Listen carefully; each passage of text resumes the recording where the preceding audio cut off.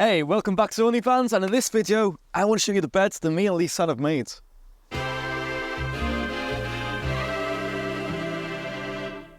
So as you see it now, the bed is around 75 to 80% complete. Now these aren't the final cushions, this is old garden furniture, but I've stuck on here just to give you an idea of what the final product is going to be like.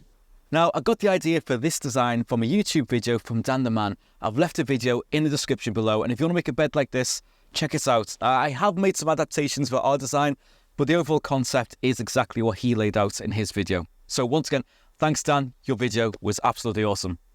Now one thing that made this design so much easier and so much more accurate was before I did any physical work, it was actually making a 3D design in SketchUp, which really allowed me to flesh the design out before I did any physical work. And this is based on Dan the Man's design with a few differences, but overall it worked really, really well. And I'm so happy I did it this way first to save a lot of headaches further down the line. Right, now let me show you how easy this bed is to make and stick away. It's as simple as getting hold of here, pulling it out, taking a back cushion and sticking it down. And that bed is made.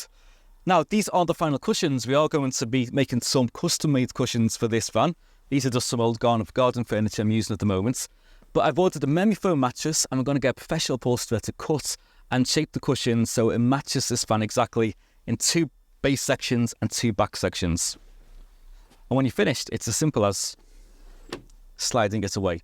Now this design is a little bit different to Dan the Man's, especially the way this front fascia is. This forms a critical part of the bed structure.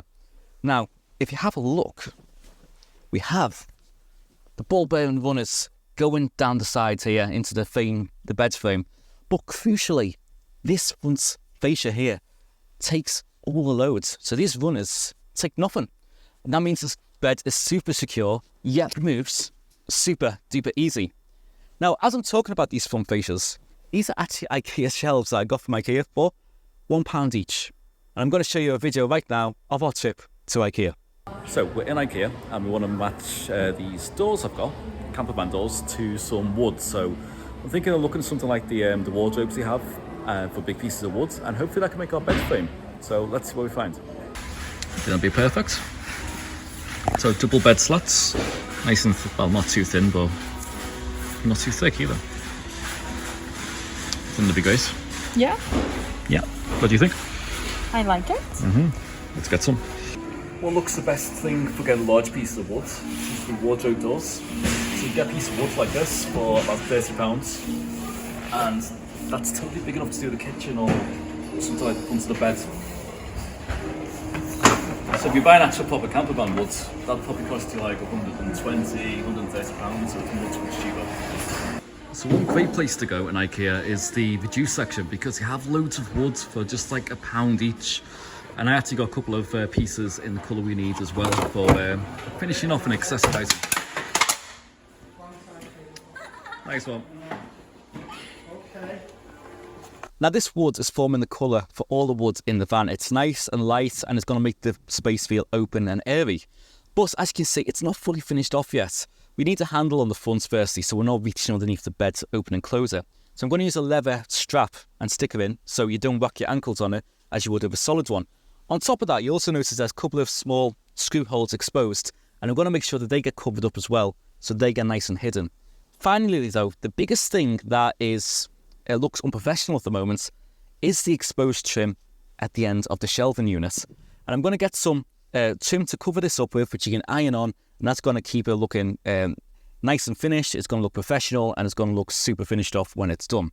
Now one final thing I want to show you is, again, these ball bearing runners. I didn't talk about it before, but they actually lock into place.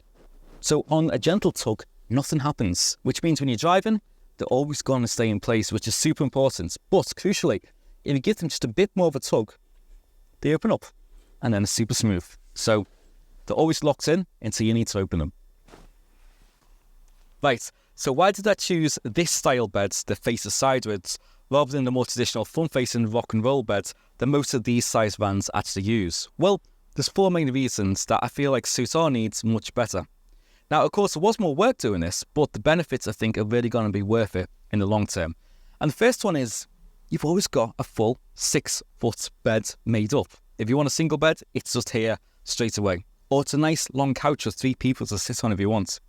But one thing I really, really like about it is that we've got this open tailgate at the back. And that means we can sit back and enjoy the view, read a book, listen to some music, and enjoy our favourite drink.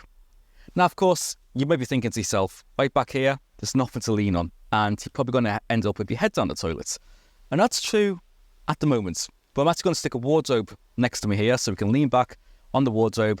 And of course, the toilet is hidden away from your head when you're sleeping, because obviously that's not going to be great in the middle of the night. One other big reason for this style of layout is we want to be able to use this as a mobile office. So here is going to be the kitchen. And behind the kitchen is going to be a 24-inch screen on the wall where this window is. And we're going to use this as a full-time office. So if we're doing remote work, we're doing video conferencing, this fan can handle it. It's going to have a pull-out keyboard, we can dock a laptop, and you can sit here for 8 hours if you need to do a full day's work without any problem anywhere in the UK. And that's really the beauty of this van in the way it's designed. But finally, the one last thing that I really like about this style is the storage, which I'm going to show you right now. Okay guys, I hope you can still hear me. It's windy out here and I'm losing the light, so I'm going to try and do the rest of this quick. But one thing I'm really happy with is this storage. As you can see, massive long pieces of wood underneath here, because it goes all the way to the front of the van. So we've got over 6 foot worth of storage underneath here, and that's really, really cool for a van this size. Now, the other thing you might notice as well, though, and this is a downside of this design, the way I've done it, is there's no easy access to this storage when you're inside the van, so you have to pull the front out and reach in behind. That's one thing I might change if I was going to do this again from scratch. But overall, you still can access stuff. It's just a little bit more difficult than if I had some hatches on the front of these cupboards, for example. Also, if you just look down here, you can see the way this is bolted into the floor. So we've got the legs going into the frame, and then we've got these brackets going into the floor of the van, and it's 8 legs going all the way around, and then the 2 frames are joined together, which makes it really, really sturdy. That bed ain't going nowhere, so I'm super happy with how solid this bed has turned out. Now, I just want to show you behind the bed, because there's a couple of things I need to do here. First one is sticking a batten and a piece of wood right across, so we've got somewhere to lean on so you don't fall out the back. And this means that this door is actually going to be completely blanked off, because like I said earlier, there's going to be a wardrobe here above the toilet. So essentially we've just got this access hatch here with a door now for this battery, which is absolutely massive. It must weigh about 40 kilo, this thing. I've never seen a battery this big, but that's the beauty of this design. It can take a battery that big, which is way oversized for a van like this. But that's okay, because I'm kind of going for a stealth look. That means that when we're using the screen for hours on end, that this battery will give us enough juice to go away for a week or 2 without having to worry about us running out of juice, because of course there's going to be no solar panels on the van. And as you can see, there is plenty of room at the end for the toilet and wardrobe as well. So I do really think it's made great use of the length of this van, and I'm super glad because of this I went for the long wheelbase version rather than the short wheelbase van. So there we are, the bed is around 80% done. We're both super happy with it. But the next things I need to do with this van is determine how deep the kitchen comes out, because that determines how deep the bed comes out. And that's important because that determines how high the back cushions are to fill this gap in. So that's my next stages, which of course I will be filming as well. So expect those videos to come in the next few weeks. But until then, as always, thank you for watching. See you soon and take care.